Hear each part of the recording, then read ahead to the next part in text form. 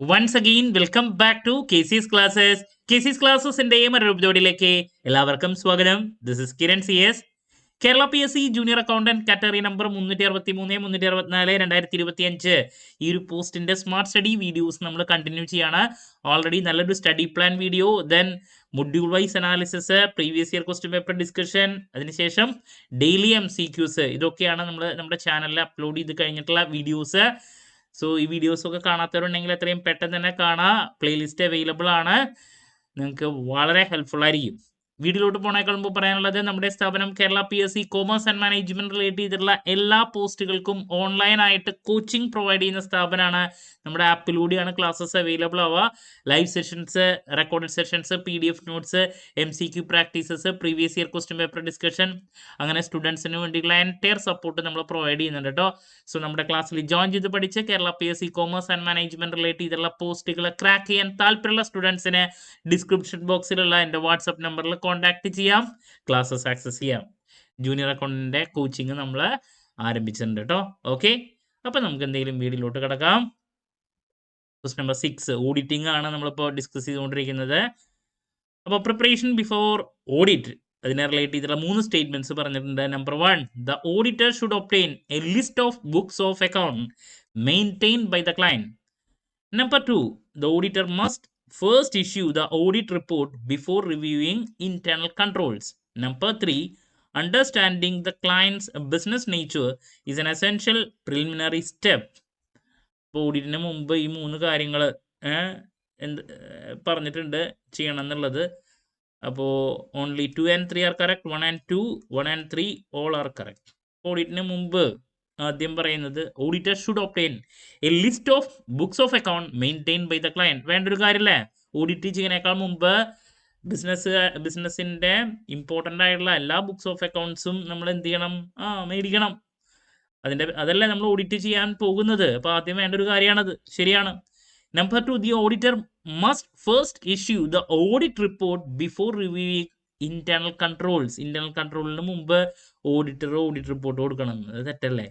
എല്ലാ പരിപാടി കഴിഞ്ഞിട്ടാണ് ഓഡിറ്റ് റിപ്പോർട്ട് കൊടുക്കുക, എല്ലാം അല്ലേ? ഓഡിറ്റിംഗ് ഒക്കെ കഴിഞ്ഞ അവസാനമാണ്. അപ്പോൾ ഫസ്റ്റ് ഇഷ്യൂ ചെയ്യണം എന്ന് പറയണം, അത് തെറ്റാണ്. Then understanding the clients business nature is N essential preliminary step. വളരെ കറക്റ്റാണ്. ഓഡിറ്റ് ചെയ്യുന്നതിനേക്കാൾ മുമ്പ് ആ ക്ലയൻറ്റിൻ്റെ, ആ ബിസിനസ്സിൻ്റെ നേച്ചർ നമ്മൾ മനസ്സിലാക്കണം. ഓരോ ബിസിനസ്സിൻ്റെയും നേച്ചർ ഡിഫറെൻ്റ് ആയിരിക്കും. അതനുസരിച്ചിട്ട് നമ്മൾ ഓഡിറ്റ് ചെയ്യുമ്പോൾ കാര്യങ്ങൾ മനസ്സിലാക്കണം. അപ്പോൾ ബാങ്കിങ് കമ്പനിയുടെ നേച്ചർ അല്ല ഇൻഷുറൻസ് കമ്പനിയുടെ, അല്ലേ? ഓരോരുത്തരുടെയും. അതുകൊണ്ട് തന്നെ ബുക്സ് ഓഫ് അക്കൗണ്ട്സ് നമ്മൾ ഓഡിറ്റ് ചെയ്യുമ്പോൾ ഓഡിറ്റർ, ചാർട്ടേഡ് അക്കൗണ്ടന്റ് ഇതൊക്കെ ശ്രദ്ധിക്കേണ്ടതാണ്. അപ്പോൾ ശരിയാണ്, 1ഉം 3 ആണ് കറക്റ്റായിട്ട് വരിക. ഓപ്ഷൻ C ആണ് answer.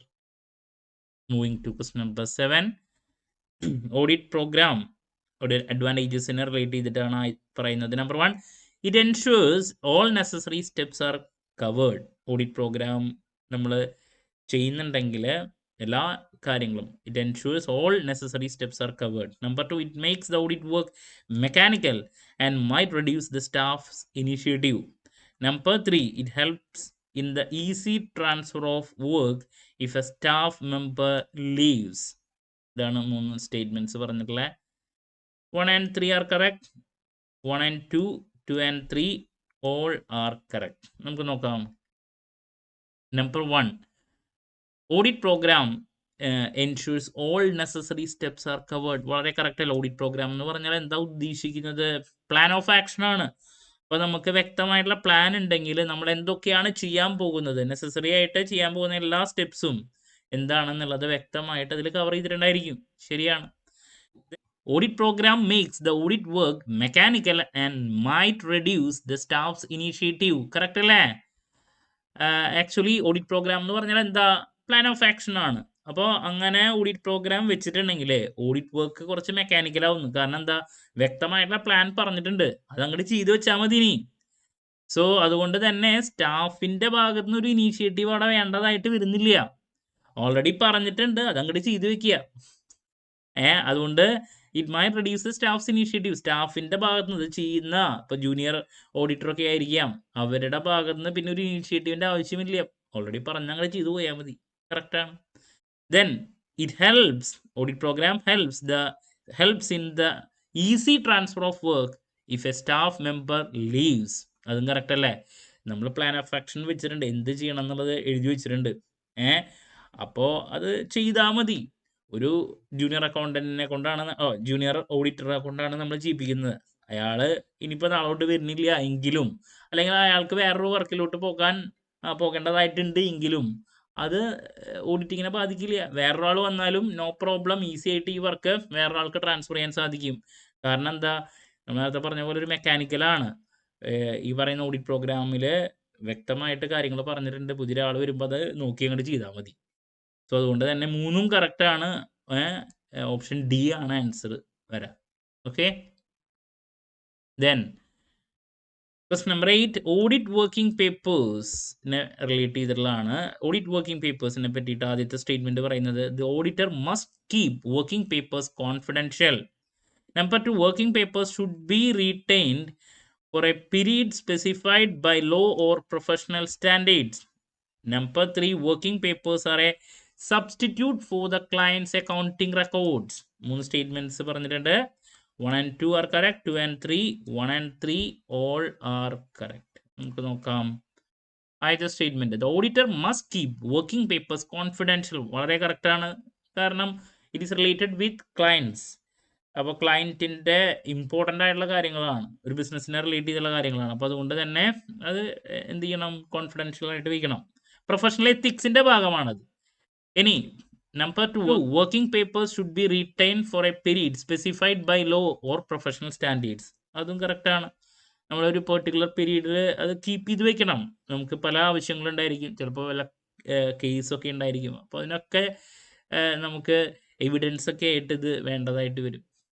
Then working papers are a substitute for the client's accounting records. അത് തെറ്റാണ്. സബ്സ്റ്റിറ്റ്യൂട്ട് ഒന്നല്ല. ഇപ്പോൾ ജേണലിനും ലെഡ്ജറിനും പകരമായിട്ട് ഒരു ക്ലയൻറ്റിൻ്റെ, ഒരു ബിസിനസ്സിൻ്റെ പകരമായിട്ട് വർക്കിംഗ് പേപ്പേഴ്സ് വയ്ക്കാൻ പറ്റില്ല. അത് തെറ്റാണ്. അപ്പോൾ 1ഉം 2 ആണ് കറക്റ്റായിട്ട് വരാം. ഓപ്ഷൻ എ ആണ് ആൻസർ.